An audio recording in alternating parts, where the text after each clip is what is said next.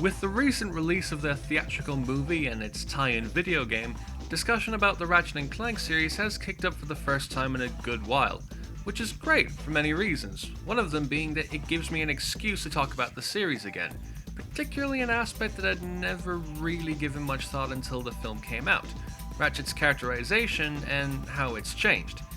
In the original PS2 game, Ratchet was, to put it lightly, a dick. He was arrogant, cocky, hungry for fame, and had such screwed up priorities that he was more concerned about getting revenge on some guy that lied to him than trying to save the galaxy from a genocidal real estate agent.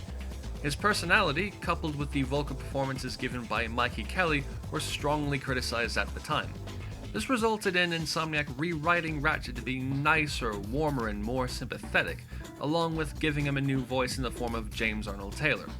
That version of Ratchet, featuring from the second game onwards, has been maintained for both the movie and the PS4 game. But oddly enough, that has been criticized as well, and there's been a good few folks wishing that Ratchet was a jerk again. Why? Some of you are probably asking. I thought nobody liked him when he was written that way. Well, I can guess a few reasons. 3 to be exact. So how about you sit back and hear why I reckon people wanted Ratchet to be a jerk again. That's not the most concise way to brand a topic, but I'll think of a better video title, trust me.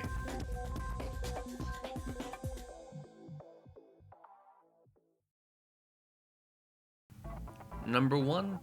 Cliché characterizations. To understand why there seems to have been a reversal in opinions, we have to take cultural context into account. Don't worry, it's nothing too pretentious, it's actually really simple.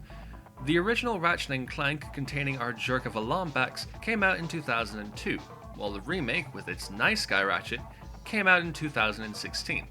Let's start with the first one. Ratchet 02 came out at the tail end of the decade where every company under the sun was trying to get the success of Sonic the Hedgehog by making their own anthropomorphized animal with attitude. While we fondly remember the likes of Crash Bandicoot, Sparkster from Rocket Knight Adventures, and even Insomniac's own Spyro the Dragon, we also cringe at the memory of the countless Bubsy the Bobcats, Gex the Geckos, and awesome Possums flooding the market.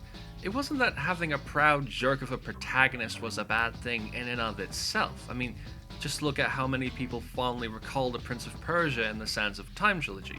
It's just that we'd become so tired of the idea in cartoony platformers that it was unbearable at this point.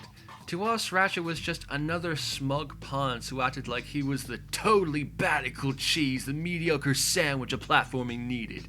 We'd had enough of his kind and loudly let the world know about that. Flash forward to nowadays, and the dominant characterization of main characters is very different. You've got either the no-nonsense, completely unironically and depressingly serious hero who wouldn't crack a smile if he got a big hug from Brian Blessed, or the cool straight man that brushes everything off with a sarcastic quip like he's been ripped straight from a discarded Joss Whedon script. Ratchet, as we know him these days, tends to fall into that latter category, if a bit less of a one-liner producing machine. Again, neither of these characterizations are inherently bad. They've just become so common that they're as cliched as the animals of attitude we'd gotten sick of 12 years ago. Ratchet's personality is different, but is still uninteresting and played out by the context of which he came out.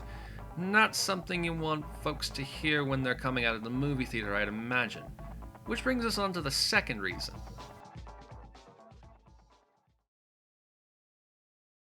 Number 2. Character development. Ratchet & Clank is not a series known for its writing, let's be honest. Though many people like the humor well enough, the exciting gameplay is what tends to be the first thing praised about the series, and when your film takes away that element, you need to make the writing a hell of a lot more interesting if you're not going to do a crazy non-stop action film along the lines of Dead Leaves, or it'll sink like an alternate reality Titanic carrying the world's fattest people, and I can say that because I'm quite fat myself. Ratchet starting off as a jerk and having him learn to be a good person is one way to do that. I know it's rather cliche, especially in mainstream animated films, to have one of the characters start off as a grouch and get good or progressively less mean over the course of 90 odd minutes, but there's a reason it's cliche. It's a form of character development. It shows that something has changed along the way, and having it be personal can really make all the struggles all the more satisfying to the audience. If that doesn't sit with you, well, think about one of your favorite stories in which a character, minor, major, or otherwise, grows and changes into a better person, even if they're only around for a single TV episode. Ratchet staying a nice person the entire time makes everything that's happened feel hollow. He's the same guy going out as he was coming in. What was the point of the last hour and a half? Character development ain't always necessary, I know, but there's got to be some proof that shit's changed, or it all seems like a waste of time. Number 3, context. For this one, we're going to go in-universe on this one.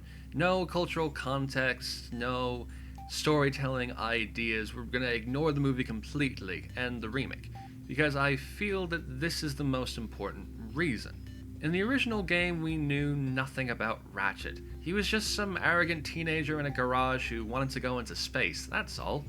We didn't see any of his friends or family, but we assumed they were probably off screen. After all, you never see Banjo's parents in Banjo-Kazooie, but that doesn't mean they're dead, though I'm sure one or two fans have come up with a theory to prove otherwise. Just another hero who happened to be a natural jerk, as far as we knew. That all changed, however, when the future games came out. We now knew that Ratchet was one of 2 of his species left in the entire galaxy, the other one being a fugitive he worked with once. His parents had been killed in a terrible war, the rest of his species had fled to another dimension, and he had been abandoned on some backwater planet no one gave a toss about. With all that information in mind, now him being a jerk actually made sense.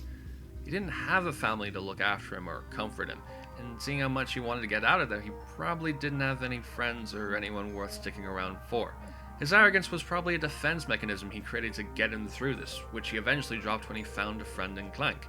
His desire to get revenge on the guy who lied to him was most likely the end result of putting his trust into someone and having that trust be thrown back in his face, a risk that he felt made him look like a gullible idiot. People, good, bad, or even just annoying, are who they are for a reason, and once we know what that reason is, we usually start to sympathize with them and eventually accept them for who they are. If Ratchet being an orphan with nobody with him was part of the original game's story, it's likely that his personality wouldn't have been as big a criticism as it was.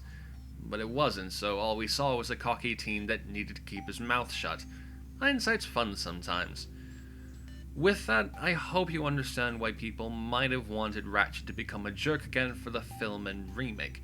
I'm not someone who normally wants to stick up to any aspect of Ratchet & Clank's writing. I've actually come to despise it in recent years, and you might learn more about that in a later video. But I feel that this is something I could actually talk about in an informative, positive context, and attempt some sort of defense at that.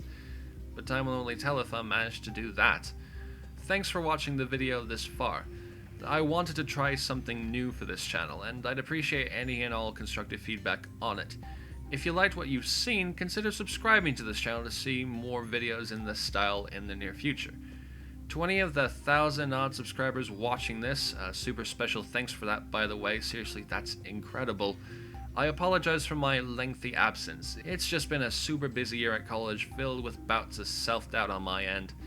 But I'll try power through it and get back into business. We'll see how it goes. Thanks again for watching, and until we meet again, have a great day.